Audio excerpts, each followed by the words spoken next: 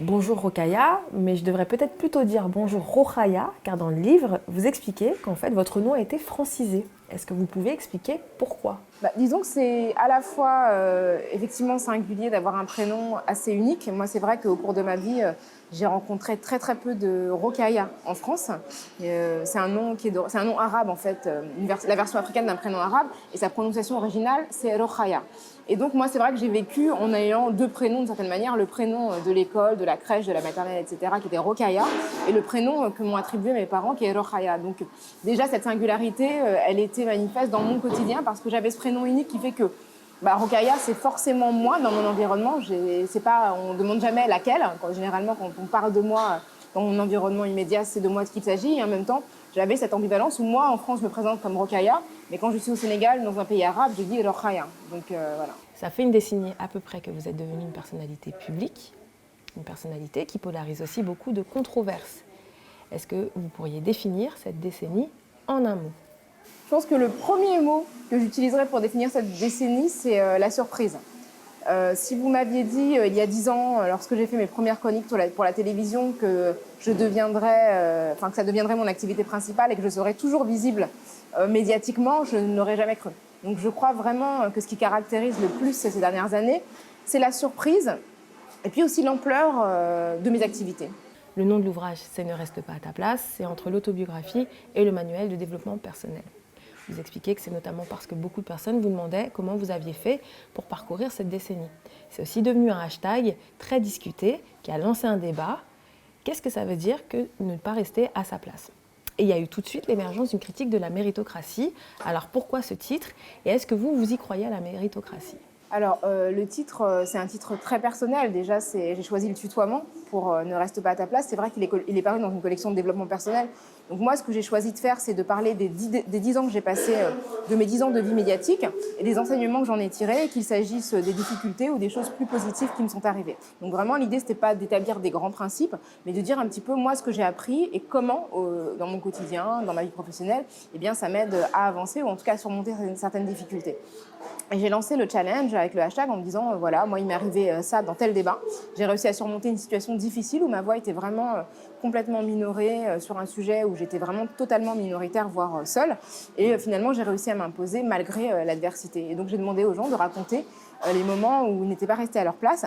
Et il est vrai que la plupart des personnes ont témoigné de réussite scolaire et de réussite professionnelle. Et très rapidement, le hashtag a été interprété comme un hymne libéral à la méritocratie.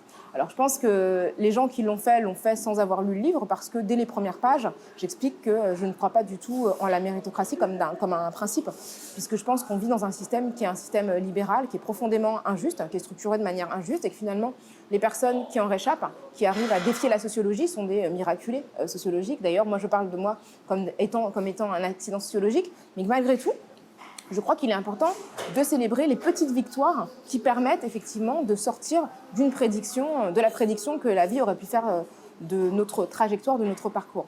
Et puis après, l'autre chose, c'est que je comprends que des gens racontent la manière dont ils ont déjoué des prédictions extrêmement négatives par rapport à leur avenir professionnel et scolaire. Et je pense que c'est important de le souligner parce que je trouve que ça dit énormément de choses, notamment sur des pesanteurs sociales, sur des prédictions qui ont pu émaner, y compris d'enseignants. Même si, voilà, moi j'ai eu la chance d'avoir de bons enseignants dans ma scolarité, mais je trouve que c'est inquiétant de voir que beaucoup de personnes se sont vues affublées par des enseignants de qualificatifs extrêmement désobligeants. Mais donc c'est important de le célébrer à un niveau individuel, mais ça reste des exceptions. Et je pense que c'est ça aussi qui rend le hashtag spectaculaire.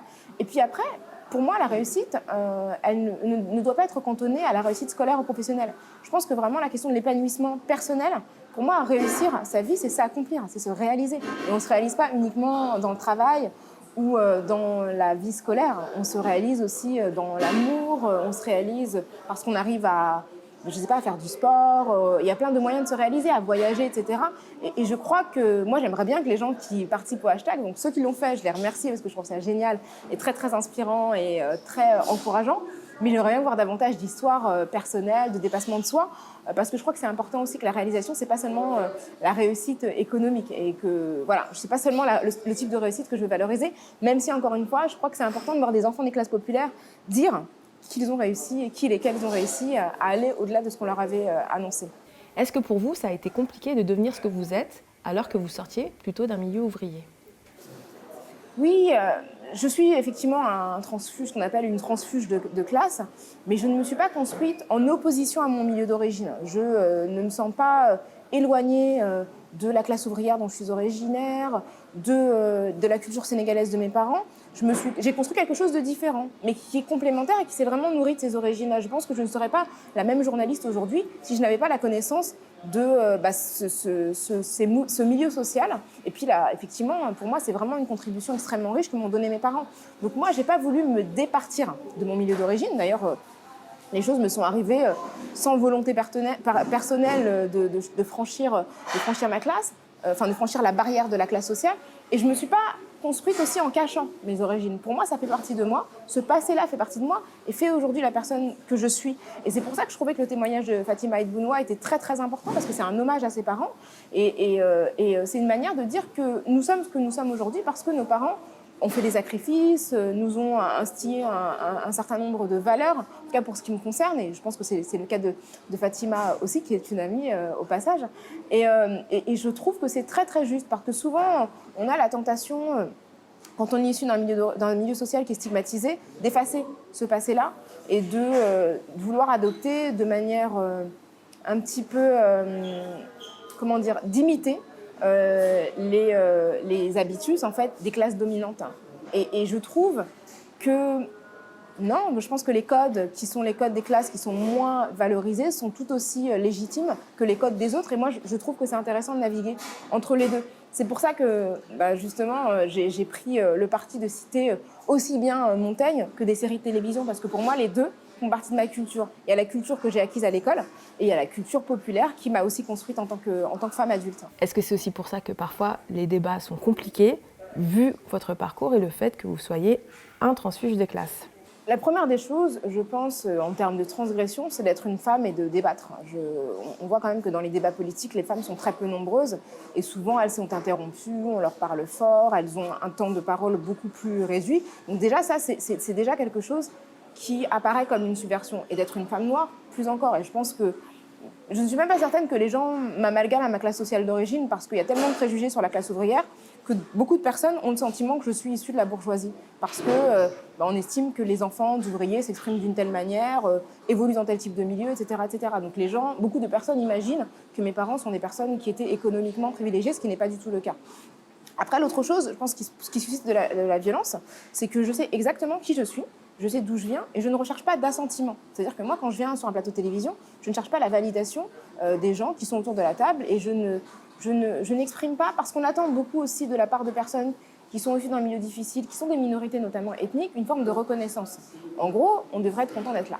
Et évidemment, je suis contente d'être là, mais pas plus que les autres personnes autour de la table. Donc, je n'ai pas le sentiment que je leur dois quelque chose et que je dois quelque chose à un milieu qui m'a accepté et qui m'a fait une place. Et je crois que cette posture-là est perçue comme une forme d'arrogance. Et je crois vraiment qu'elle suscite de la réaction parce qu'on attend de personnes comme moi qu'elles rasent les murs, qu'elles baissent la tête et qu'elles disent merci en permanence. Or, je ne dis pas merci. Et je fais pire puisque je dénonce la situation des autres personnes qui ne sont pas là. Parce que j'ai eu la chance d'échapper à un certain nombre de pesanteurs sociales, mais ce n'est pas le cas de la majorité des personnes noires, des personnes de banlieue, des personnes issues de l'immigration postcoloniale ou de la classe ouvrière. Donc ça, je ne veux pas l'oublier et je le répète et je crois que ça suscite une forme d'agacement. Est-ce que faire ce livre, c'est aussi une manière de dire « vous ne savez pas forcément qui je suis » au-delà de ce personnage d'éditorialiste sujet à polémique? C'est pas tant pour chercher... Moi, je pense que les gens qui sont à l'origine des polémiques qui me concernent, qui me critiquent, etc., sont des gens qui ne m'apprécient pas. Et honnêtement, ça m'intéresse pas trop d'être appréciée par ces personnes-là. Donc, si elles lisent le livre, franchement, tant mieux. Enfin, tant pis, je ne sais même pas quoi répondre. Mais c'est pas forcément à ces personnes-là que j'ai envie d'expliquer les choses. Moi, déjà, j'avais envie de m'expliquer les choses à moi, de les mettre... noir sur blanc parce que je suis vraiment, quand je parlais de surprise, je suis surprise d'être encore là malgré mes discours. Et puis voilà, de manière avec plein de choses qui sont survenues, des rencontres, etc., des opportunités qui sont présentées, que j'ai acceptées ou déclinées et qui m'ont amenée là où je suis aujourd'hui. Donc j'avais besoin de le mettre sur papier pour ça. Et puis après, j'avais aussi vraiment envie d'expliquer aux jeunes générations, aux personnes qui m'interrogent, comment j'avais fait. Il y a beaucoup de hasard, parce que c'est vrai que parfois on imagine une stratégie très pensée pour arriver d'un point A à un point B, c'est pas du tout mon cas. Moi, vraiment, Enfin, je veux dire, ma trajectoire, c'est le contraire d'une stratégie.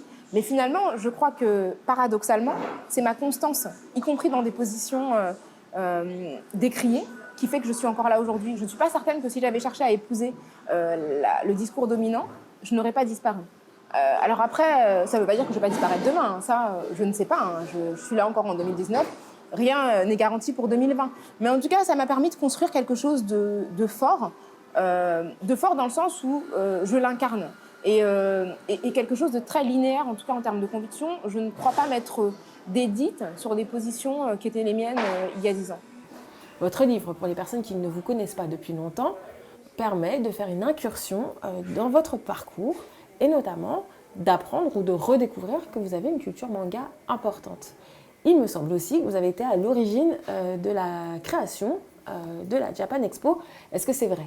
Alors, en tout cas par rapport au manga, oui, quand j'étais au lycée, en fait, lycée, début de l'université, j'ai fréquenté des cercles de personnes qui étaient vraiment fans de manga. Et effectivement, dans ces cercles, il y avait les fondateurs de Japan Expo. Donc, j'étais pas exactement fondatrice de Japan Expo, mais j'ai participé au premier festival avec une association dont je faisais partie.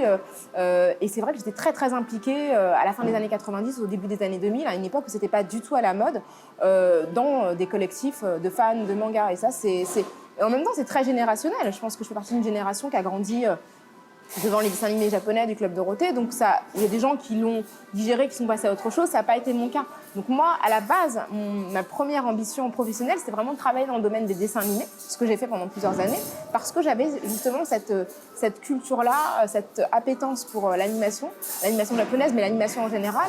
Et c'est ça, en fait, que je voulais aussi, dont je voulais parler, c'est de la complexité. C'est que, en fait, ce qui apparaît publiquement d'une personne, c'est une partie de cette personne-là. Mais la personne, en réalité, c'est une personne complexe. Moi, je me suis retrouvée finalement un peu sur le devant de la scène sur des thématiques qui m'intéressent, mais qui n'ont pas structuré non plus ma vie. Moi, je ne passe pas mes journées à parler d'antiracisme ou de féminisme, même si c'est important. J'ai une vie culturelle, une vie affective, une vie familiale tout à fait complète, mais qui n'apparaît pas sur la scène publique. Alors, votre engagement fondateur sont les indivisibles. Est-ce que vous pouvez rappeler ce qu'est ce principe d'indivisibilité et en quoi ça a été fondateur dans vos apparitions publiques jusqu'à maintenant ? Alors, les Indivisibles, c'est une association que j'ai cofondée en 2007 avec un groupe d'amis initialement. On était vraiment une petite douzaine. L'idée, c'était vraiment d'utiliser l'humour pour déjouer les préjugés racistes, notamment ceux qui s'exprimaient dans les médias. Donc, on trouvait qu'il y avait énormément de personnes qui parlaient des minorités dans les médias sans que les premières concernées aussi n'aient la parole, ne puissent apporter la contradiction. Et puis, aussi une manière de dire qu'être français, en fait, ce n'est pas une couleur de peau, ce n'est pas une religion. D'une certaine manière, quand on désigne certains Français comme étant moins français que les autres, en systématiquement rappelant leurs origines, mais sans qu'eux ne le fassent, parce qu'on peut le faire nous-mêmes, mais en les rappelant, notamment lorsqu'ils étaient partie prenante à des faits divers négatifs, c'était de dire non, en fait, on est indivisible. La Constitution, le principe constitutionnel de l'indivisibilité, c'est un principe qui apparaît à l'article 1er de la Constitution, et que nous, en tant que Français, il n'y a pas de raison qu'on nous oppose entre des Français légitimes et des Français qui le seraient moins que d'autres. Et on a décidé d'utiliser l'humour en produisant effectivement des petits courts-métrages d'animation qui sont toujours en ligne. D'ailleurs, j'invite les gens qui nous regardent à les visionner. Il y en a un qui s'appelle N'ayez pas peur du noir et l'autre qui s'appelle Konichiwa. Et donc l'un fait écho à la difficulté pour des personnes de dire le mot noir, comme si c'était un gros mot, et puis l'autre au préjugé sur les personnes d'origine asiatique. Donc ça date en plus d'il y a très longtemps. C'était une époque où on parlait très très peu des personnes d'origine asiatique. Je crois qu'on les a produites en 2007, donc ça fait vraiment très très longtemps.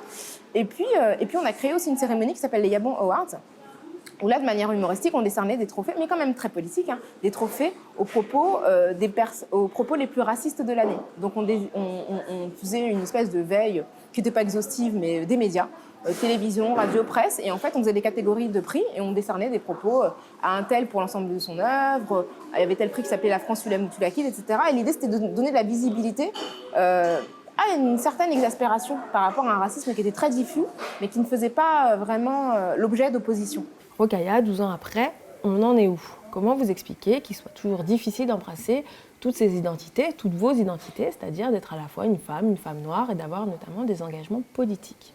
Alors, la première des choses, c'est qu'effectivement, avec les Indivisibles, notre objectif n'était pas de pointer du doigt les racistes officiels. Donc nous, ça ne nous intéressait pas de donner des prix à Jean-Marie Le Pen, à Dieudonné, à Bruno Maigret à l'époque. C'était pas intéressant parce que pour nous, c'est des gens qui étaient déjà reconnus comme étant des racistes par les médias. Donc ça n'avait pas d'intérêt. Après, on voulait justement montrer que le racisme pouvait être l'expression de personnes justement qui n'avaient pas cette étiquette-là. Donc c'est pour ça qu'on allait chercher des gens comme Luc Ferry, des gens de gauche aussi. Et c'était drôle parce que les gens de gauche le vivent très très mal. C'est-à-dire qu'elles souvent refusent d'accepter qu'elles ont pu être à l'origine de propos racistes. Ça, c'était l'intérêt.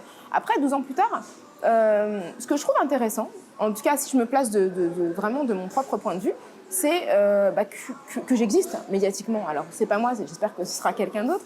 Mais le fait que ce discours-là, qui était inaudible, en fait, qui n'existait pas, il y a 10-12 ans, il y avait quelques journalistes, évidemment, non blancs dans les médias et tout, mais ils étaient pour la plupart présentateurs de journaux télévisés. Mais des éditorialistes qui venaient parler d'opinion, donc commenter l'actualité en général et en même temps prendre la parole sur les questions de féminisme, sur les questions de racisme, il y en avait...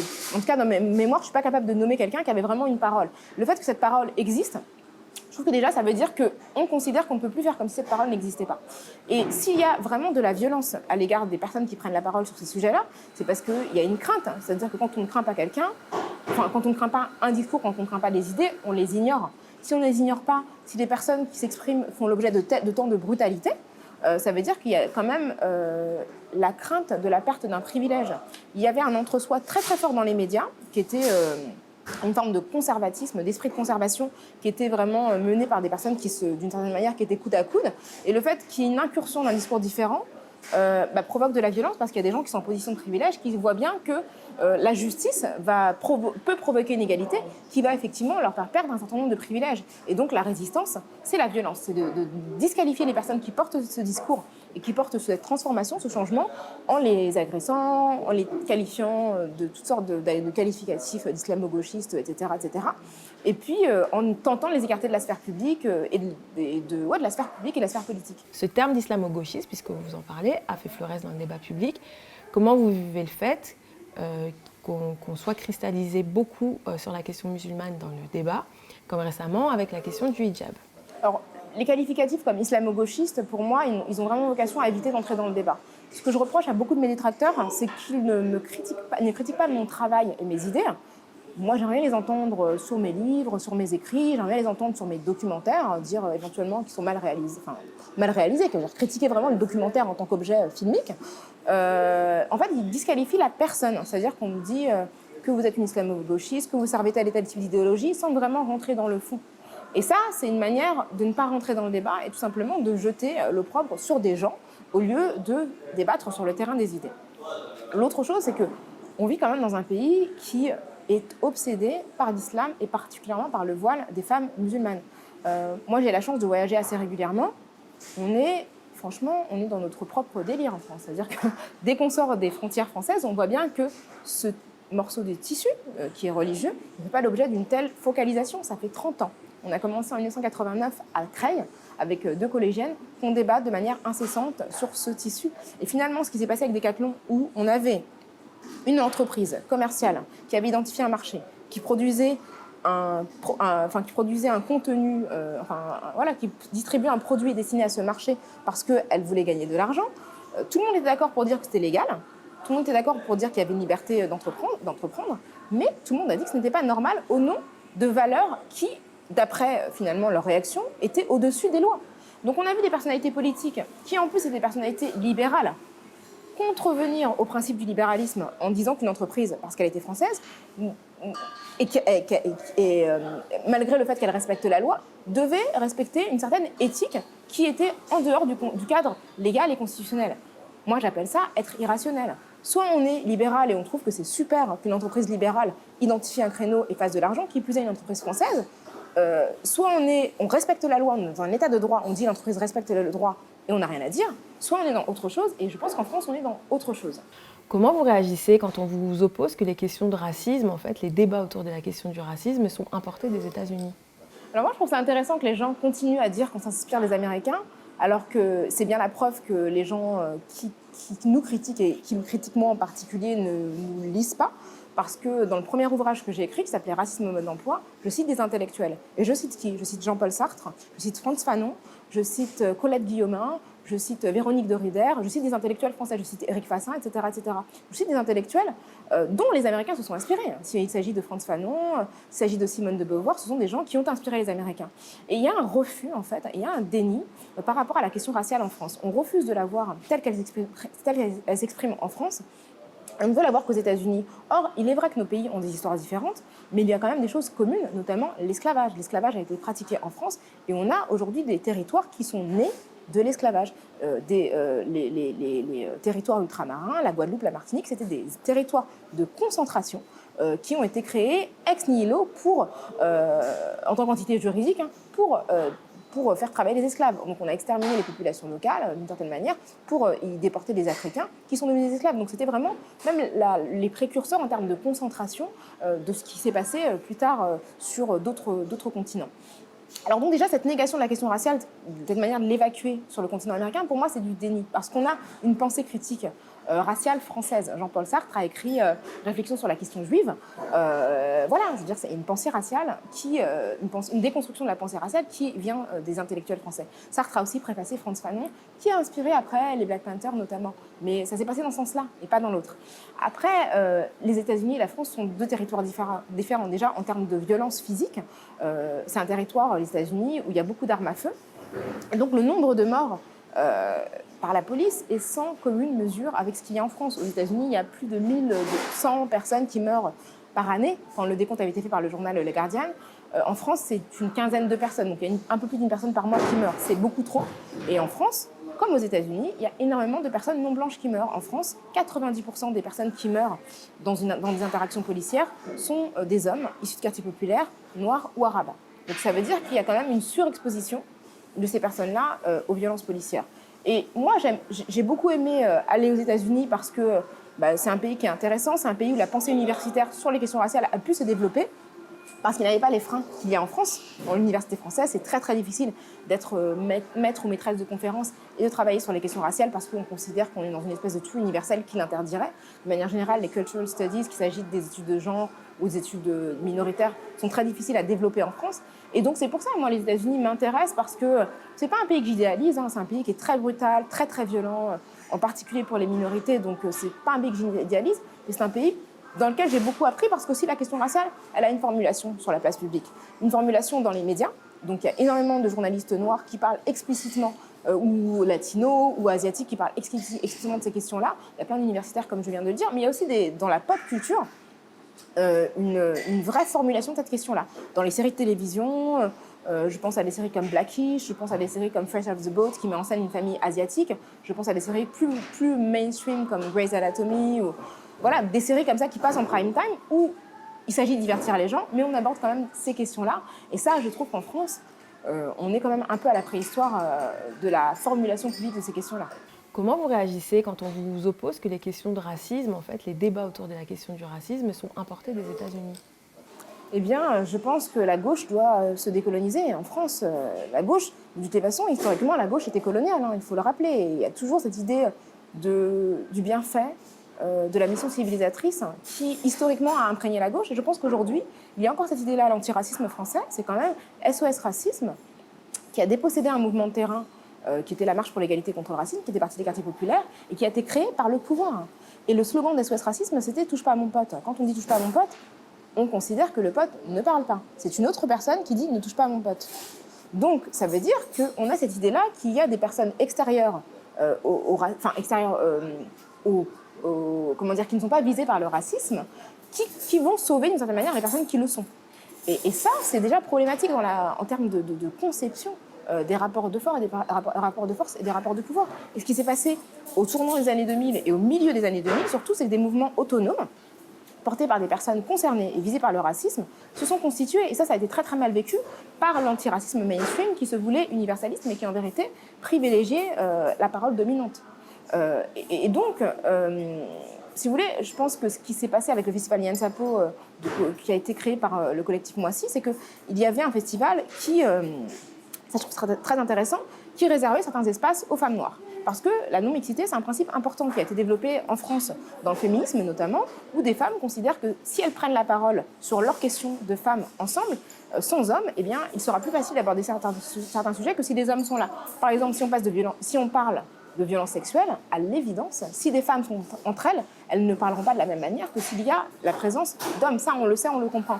Eh bien, pour toutes les questions, c'est la même chose. Pour les alcooliques anonymes, eh bien, ils se réunissent entre alcooliques parce que si on n'est pas alcoolique, qu'est-ce qu'on vient faire ? On va gêner des personnes qui souffrent d'une maladie qui est extrêmement stigmatisée. et qui peut-être auront plus de facilité à s'exprimer face à des personnes qui ont le même vécu. Bien pour les questions raciales, c'est la même chose. Et donc, le Festival Moissy a créé un espace pour les femmes noires qui ont très très peu la parole publique, donc un petit espace temporaire de quelques heures pour qu'elles puissent parler de leurs problématiques en toute sécurité, sans que des personnes extérieures disent « mais t'es sûre que t'as vécu ça ? Mais je crois que non, etc. » Qu'elles puissent parler en toute sécurité et en toute quiétude. Et ce que je trouve intéressant, c'est que très vite, le débat s'est déplacé sur le fait que ces espaces étaient interdits aux Blancs. Or, les Blancs ne sont pas les seules personnes qui ne sont pas des femmes noires. Les hommes noirs ne sont pas des femmes noires, les personnes arabes ne sont pas des femmes noires, les personnes asiatiques ne sont pas des femmes noires, les personnes roms ne sont pas des femmes noires. Personne ne s'est inquiété du fait que tous ces groupes-là, y compris les hommes noirs, n'avaient pas accès à ces espaces-là. Le débat s'est focalisé sur le prétendu caractère anti-blanc.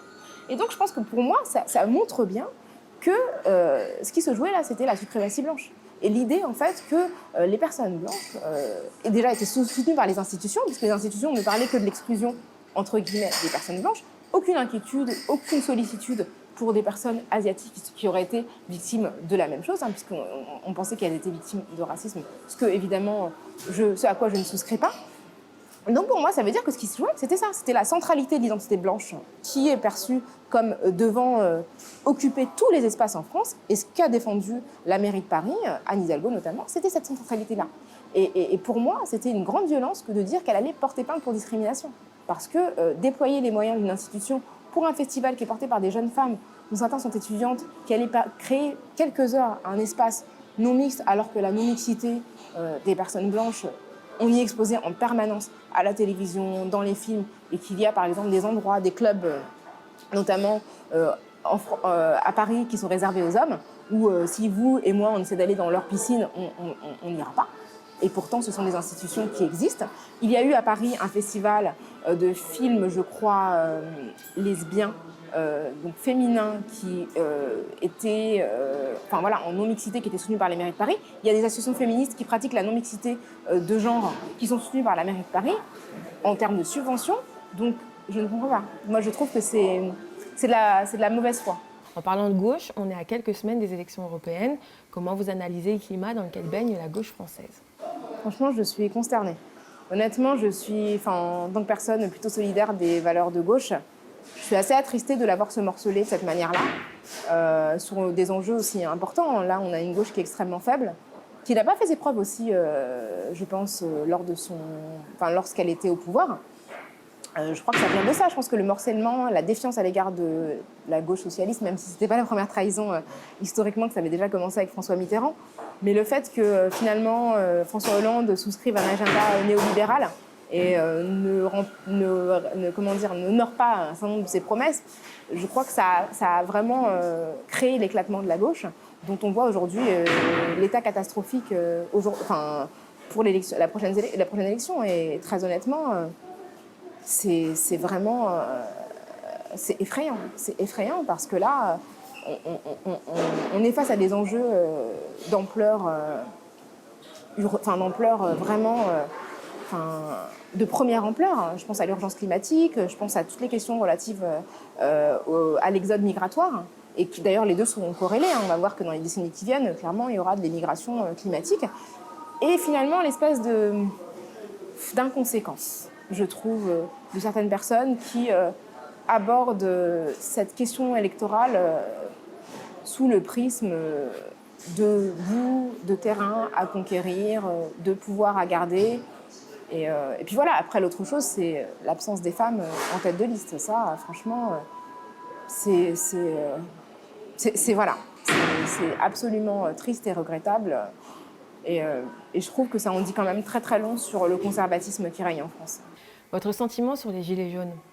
Pourquoi, selon vous, même contrairement à ce qui est dit, une partie des quartiers populaires a rejoint très rapidement le mouvement, mais reste méfiante ? Alors, je crois que déjà, c'est important d'inscrire le mouvement des Gilets jaunes dans une histoire. Je tiens vraiment à rappeler qu'en 2009, en Guadeloupe, le mouvement LKP, mené notamment par le syndicaliste Élie Domota, avait manifesté, fait la grève contre la vie chère. Et pour moi, c'était vraiment un mouvement qui était précurseur par rapport au mouvement des Gilets jaunes, qu'on a regardé avec beaucoup de condescendance, sans vraiment identification, sans compréhension, alors même qu'ils portaient des revendications tout à fait analogues. Alors avec évidemment des choses très spécifiques aux Outre-mer, un traitement qui est un traitement inégalitaire post-colonial, donc des choses qui étaient vraiment spécifiques à la Guadeloupe, mais quand même des questions économiques au fait de travailler et de ne pas pouvoir vivre en travaillant. Ce mouvement-là s'est poursuivi quelques années plus tard, enfin il y a 2 ans en Guyane, où on avait toujours cette question-là du service public, notamment le service public hospitalier et des gens dans la rue, enfin vraiment une interpellation très très vive et très très forte du gouvernement. Et puis on a vu au début des Gilets jaunes qu'à La Réunion, ça a pris de manière vraiment incandescente. Le mouvement à La Réunion a eu un écho, je pense, à des réalités locales, économiques, de discrimination structurelle très très fort. Donc déjà, quand on a dit ça, on dit que les minorités, d'une certaine manière, ont pris part au mouvement avant le mouvement. Les minorités, en tout cas ultramarines, l'ont fait. Après, je crois que les quartiers populaires sont déjà exprimés contre d'autres formes de discrimination à plusieurs reprises, à Clichy-sous-Bois, à Villiers-le-Bel, dans les quartiers populaires, de manière récurrente, plutôt contre des violences physiques, des violences policières. Et la réponse politique a quand même été assez silencieuse. Et je peux comprendre que s'étant mobilisé à plusieurs reprises sur les dernières décennies, sans avoir vraiment de réponse nette, en tout cas de réponse satisfaisante, on se dise, bon, bah, peut-être que nos voix ne comptent pas. Après, l'autre chose, c'est qu'on a vu que les Gilets jaunes avaient été victimes de violences policières. Et j'avais lu un article dans Le Parisien où une jeune personne de Seine-Saint-Denis, je crois, en tout cas de banlieue, avait été interviewée, un jeune homme, sur le pourquoi du non-ralliement aux Gilets jaunes. Et lui, il disait, moi, dans une manifestation, sachant qu'il y a la police, je sais que je serai le premier à être exposé aux violences policières. Donc moi, quand je vois que des Gilets jaunes, je vois la manière dont ils sont exposés, quand on sait que quand on est d'origine maghrébine, quand on est noir, quand on est un jeune homme, on a 20 fois plus de risques d'être contrôlé par la police que le reste de la population, j'imagine bien que s'il y avait des jeunes de banlieue dans les manifestations des Gilets jaunes, ils auraient été surexposés aux violences. Alors que les Gilets jaunes eux-mêmes, qui sont majoritairement blancs, mais pas que, sont déjà exposés à des brutalités importantes. Donc je pense qu'il y a plein de facteurs. Et après, je ne prétends pas du tout à l'exhaustivité de mon analyse, mais je pense que beaucoup de facteurs font cela. Mais le collectif Vérité pour Adama a rejoint très très vite les Gilets jaunes pour justement essayer de réfléchir à une convergence des luttes. Et ça, c'est vrai que ça n'a pas été beaucoup souligné, mais il y a eu des marches convergentes entre les Gilets jaunes et le collectif Vérité pour Adama, qui est collectif qui cherche à avoir la vérité sur la mort d'Adama Traoré, un jeune homme qui est mort il y a 2 ans entre les mains des gendarmes, qui est un jeune homme de banlieue, un jeune homme noir, et dont on imagine que la condition a joué dans le fait qu'il soit mort, et pour lequel il n'y a toujours pas eu vraiment de vérité, en fait, de vérité de la part des institutions. Au contraire, il y a eu des répressions sur ses frères qui ont essayé de se mobiliser pour avoir la vérité. Donc tout ça, ces combats-là qui peuvent paraître très éloignés, se sont rejoints à un point, et je trouve que c'est intéressant. Et sur les Gilets jaunes, je crois qu'il y a il y a quelque chose de très intéressant qui s'est produit, c'est qu'on a vu surgir une partie de la population française qu'on ne voyait jamais. Cette population qui est mise de côté, dont on ne parle jamais, etc. Et une incompréhension de la part d'une partie des journalistes, mais aussi une autocritique, je trouve, des médias peut-être plus importante que d'habitude.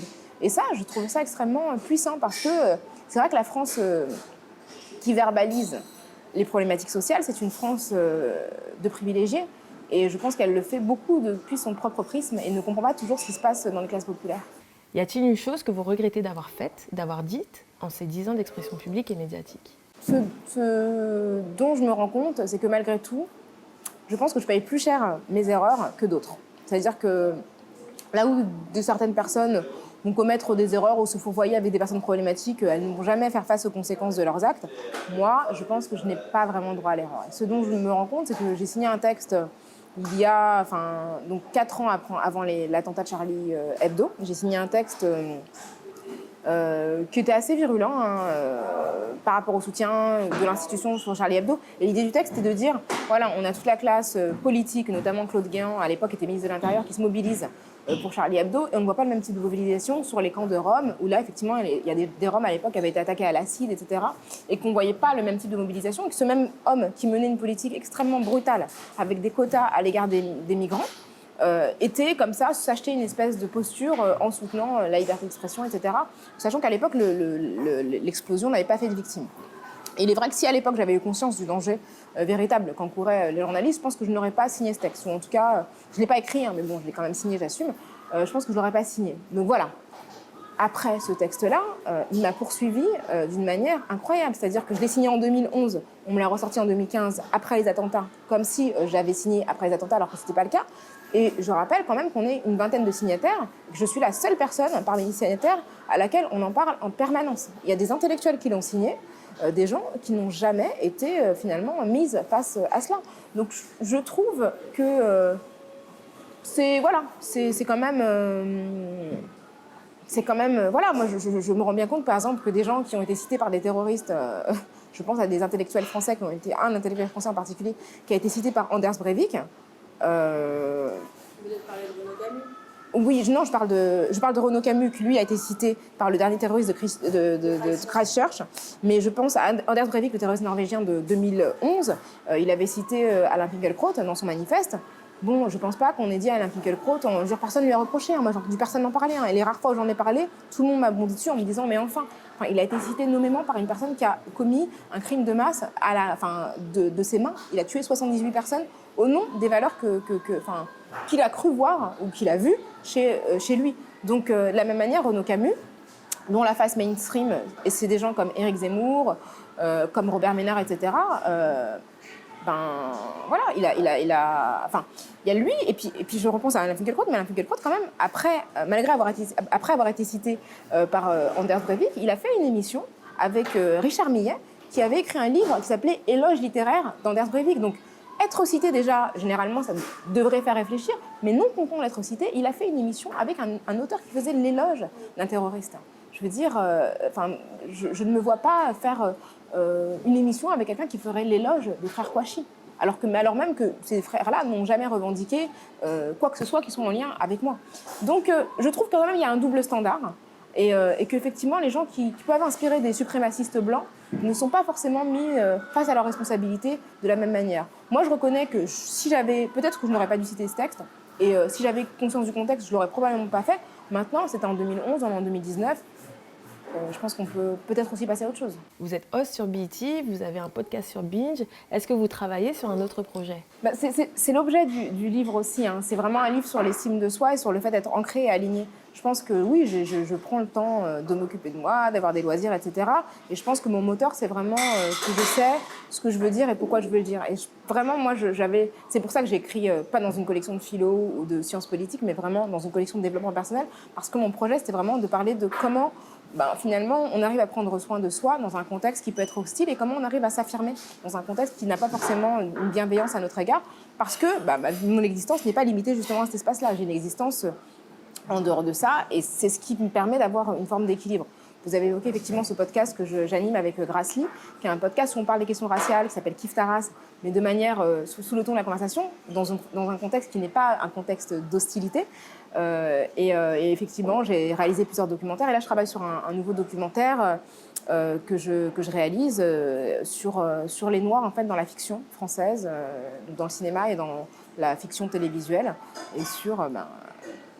où sont-ils ? La question, c'est où sont-ils, où sont-elles ? Pourquoi il y en a si peu dans le cinéma ? Donc, on commence vraiment la production du documentaire là et il est prévu pour la rentrée. Merci beaucoup, Rokhaya Diallo. Merci, c'était un plaisir.